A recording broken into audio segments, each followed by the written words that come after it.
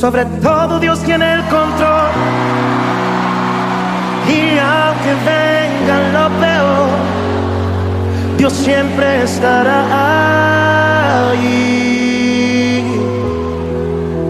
Cuando sientas que has perdido todo y que te han dejado solo, Dios jamás se irá de ti.